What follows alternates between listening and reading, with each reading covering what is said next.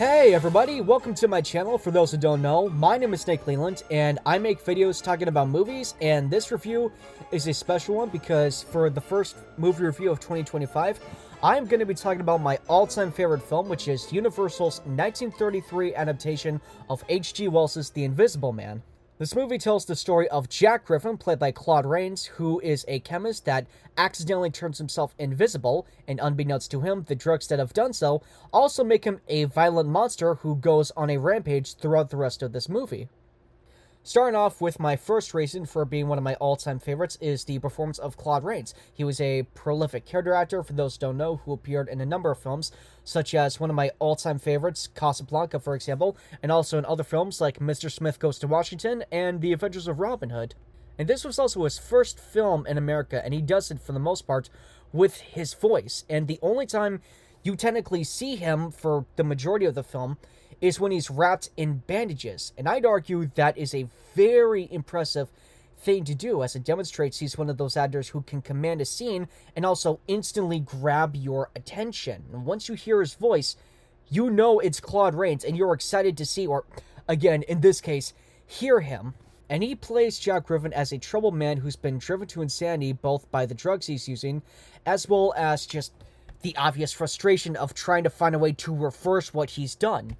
Now, the troubled side is especially shown with his scene with Gloria Stewart, who plays his fiancée. And he's briefly reunited with her, and when he is, you get a chance to see a glimpse of who Jack Griffin was before he became invisible. You see that he is a kind, honest man who didn't have a lot of money and just wanted to do something that would help support the both of them. And it's also a very heartbreaking scene because the drugs managed to quickly regain control and turn him back into the maniac he is during the rest of this picture. So it's a great switch that a lot of actors can do when they can transition from a simple, kind person to a homicidal monster in a swift manner. Now, in terms of my second main reason is the ensemble for this film and the direction of James Whale. Whale is one of my all-time favorite directors, and he directed a number of films such as Frankenstein, Bride of Frankenstein, The Old Dark House, and Showboat.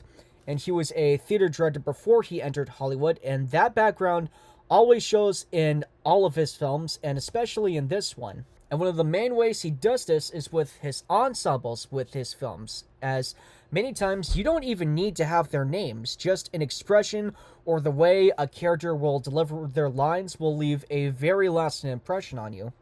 And as a theater kid, I can testify that's one of, if not the main lesson you learn. You are always moving on stage, or you are always doing something, because at some point someone is always going to be looking at you.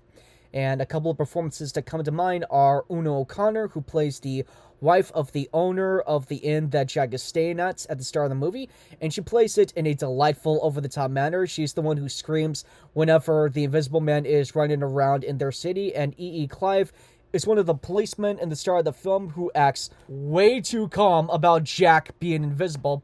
When he discovers it, he just says, "He's invisible, that's what's the matter with him." As if it's just a regular Saturday night for him, and it makes you wonder just what kind of stuff he's seen before this, or, you know, what he's potentially on when he tries to arrest Jack, but I digress. And again, we've got Gloria Swift, who plays Griffin's fiancée. She's very sympathetic and helps bring out his good side, even if it's just for a moment. And there's many more performances, again, many of them not necessarily you'll remember by name, but you'll definitely remember who they are. Again, thanks to the direction of James Whale and through their memorable performances. And to be clear, I'm not just speaking as someone who is a theater kid. I'm also speaking as someone who makes videos and my own short films. And that is something I can especially testify we take for granted when we are writing a character. We can really easily just write out a random character to fill out a scene, and all you can think is, oh, who are they art again? And that's never something you want to do. You want to make sure every character, no matter how big or small, is able to leave a lasting impression on the viewer. Now, this brings me to my third point of this film, which are the special effects. And it's important to remember, again, this movie was made in 1933, not only the height of the Great Depression, but also during this time, many studios just didn't think it would ever be possible to pull something like this off. So most of them just chose not to do this movie at all. But despite this, John P. Fulton, who is the special effects guy behind this film, was able to do just that, and he did it in a couple of ways. The first way was when Griffin was only partially invisible, and during this point, the portions of him that were wrapped in black velvet, and then that footage was placed against a black velvet backdrop. And by combining those shots, Universal gave off the impression that Reigns was invisible flawlessly. Now, for scenes where Griffin was fully invisible in the film, they involved simple tricks such as wires and having the actors act as though someone else was in the scene with them.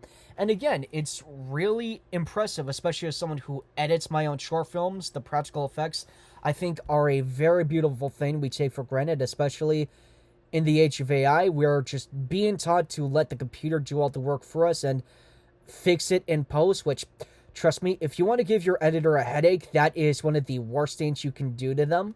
Don't get me wrong, editing is a very fun and beautiful thing, and it's always great seeing what I can do in different editing softwares. But it's also important, if you have the option to use practical effects and to just get it right the first time, to do just that, so you can save your editor a lot of headaches, because not only will it save them that, it'll help your film get done a lot sooner. And again, the fact that Fulton and Universal were able to pull this off 92 years ago tells me something really incredible about the days of old Hollywood. Moving on to my fourth point now is what the Invisible Man represents. Many of you know the Universal Monsters are my favorite movie franchise, as they not only laid the foundation for what modern horror movies would become, but they are also the films that made me want to pursue filmmaking. And it's also important to remember that monsters are never just monsters, in the sense that they always represent something, whether it's Godzilla representing the threat of nuclear weapons, or Frankenstein's monster representing the outsider facing persecution. Monsters tell us something that is inherently tied to our society and our politics. The Invisible Man in this case is similar to Frankenstein's monster in that instead of being persecuted for his appearance, he's literally persecuted for his lack of, as everyone keeps wondering who this guy is at the start of the film. When he walks into the end, everyone turns on him. They're all speculating on who he is and what he's done. And then when they eventually come to try and arrest him when he's been causing trouble for the innkeepers, he finally snaps and he lashes out at them and he shows them that he's invisible and starts running amok throughout their city. And just like an outsider, he has normal feelings and emotions, even in his insane and under the influence, if you will, states, and he still loves his fiancée and never intended to become invisible. He's just a man literally trapped in his own discovery that leaves him in a very unreasonable situation.